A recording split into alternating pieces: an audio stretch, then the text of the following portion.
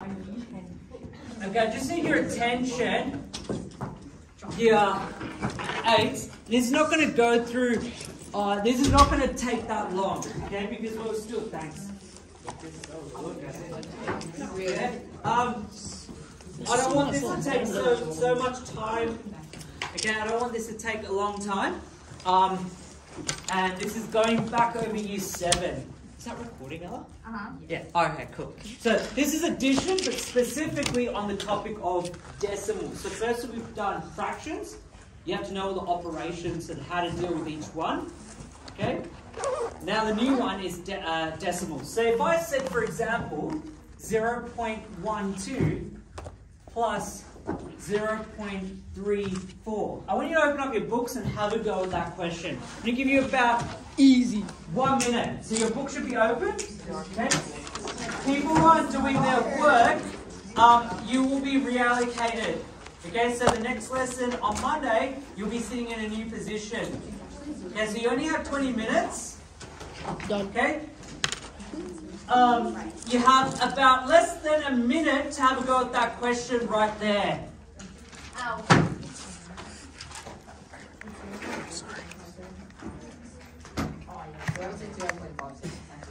Okay, just yeah, thanks. Yeah. Having a go at that question, I want to see how you approach this question. What is your strategy? What's your strategy? No talking, okay? This is not a group work question. This is a solo question. Okay? Your strategy is important. How do you go about this? We're not going to just do it in our head. I want to see what's written on your book. Alan, what's the first thing? What's your strategy? A strategy, I'll do a long addition. And right. So what does that look like? 0.34. Yep. Plus 0.12, but the thing is, the decimal 0.12? Yeah, but the decimal point has to be aligned. Yep. Decimal points all the time, Ella, must be aligned.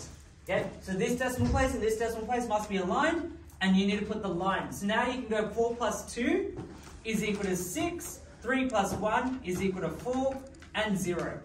That should be your final answer. So your strategy is, you're going to do what Alan just suggested, which you remember from year 7, is to align the decimal places and do it long ways. Yes, Colin. What if both the decimal points are in like different spots? Great. So say for example, a good question. So let's say for example we had 21.32 plus 0.56. Yep. Let's have a go at this question. Writing it out again, 21.32 plus 0.56. Is that kind of what you meant? Yeah. So now, we still do what Alan just suggested, which is align the decimal places. You have what do we call this column in maths, what you learned in primary school?